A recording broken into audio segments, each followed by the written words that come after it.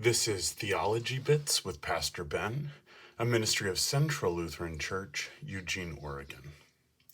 This week we continue our series, Theology Bits, Journeying with God, Session 3, talking about manna.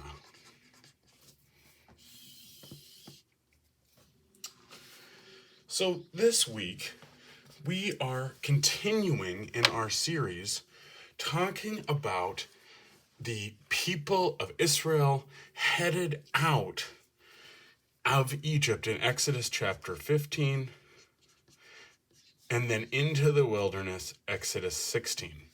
We've seen them abound in joy, and then in the anxiety and fear when they realized they had no water.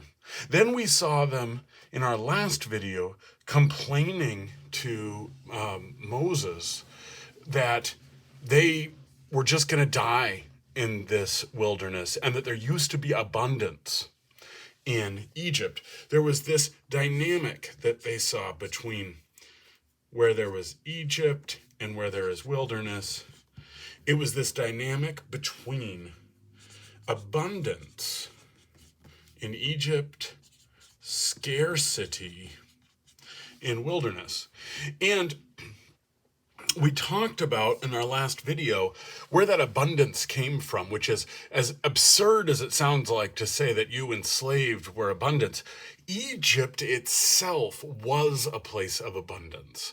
It was a place where it was because of the Nile, and the weather being so good for growing crops, if you had water, where the Nile flooded, there was great abundance in Egypt, whereas in wilderness was a space that could not be cultivated. It was a place of scarcity. Now we enter into Exodus 16, and this dynamic is broken up altogether. Instead, God introduces manna. Manna changes everything about the community.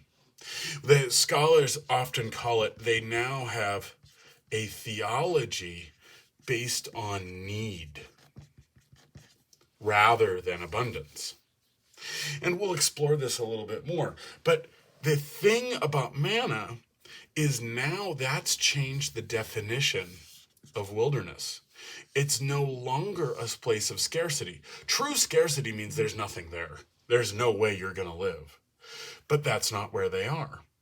Now, in wilderness, they have sustenance. However, this sustenance is described as manna provides for them enough for them to live. That's what it is. It will not provide them more than you need to live. It is instead based on precisely how much do you need, which is why they call it a theology of need. Not in the sense that you're left being needy or that this is about hospitality for those who don't have enough. No, but precisely the opposite, is that manna provides exactly as much as you need to live.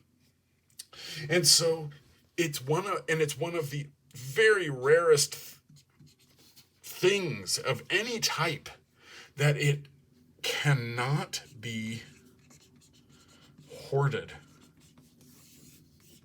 It can't even be collected, except for on the 6th day leading to the 7th.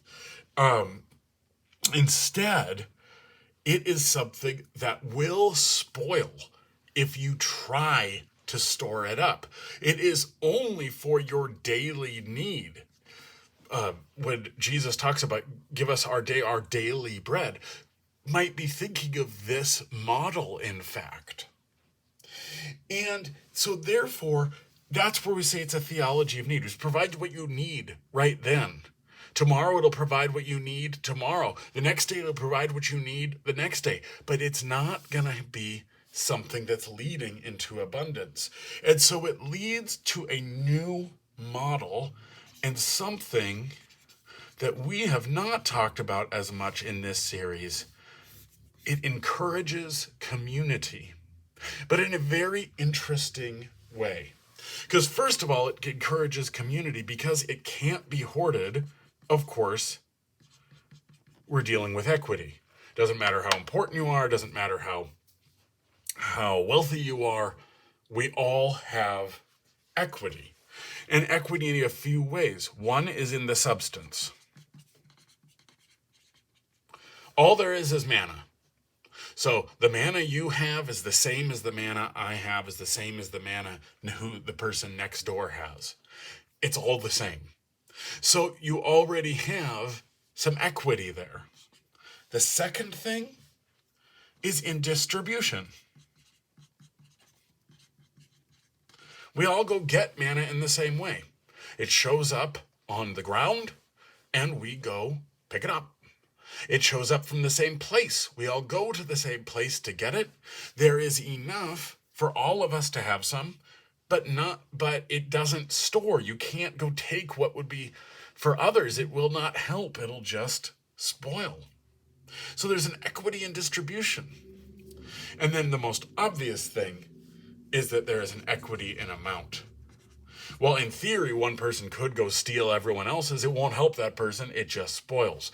So there is new equity in all of these things. And at one level, it said, well, that wouldn't help community at all. But it actually does. Because we are now a people being treated exactly the same, having a shared experience as the people of God. This is going to bind the community together in a very direct way, coming to the same place, getting the same thing for the same need. What is enough for us today? And it even leads to a space of sharing. And we know that they would do sharing of this manna, which on the one hand is ridiculous.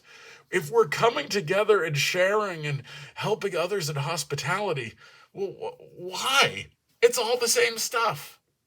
Well, maybe when we're providing the hospitality, it really wasn't about the stuff. It was about the relationships we have with one another. See, what we see throughout this wilderness wandering is that they are just going to have a new theology that serves their needs, that gives them enough. They saw themselves sometimes as cursed in the wilderness. There's actually many blessings in the wilderness.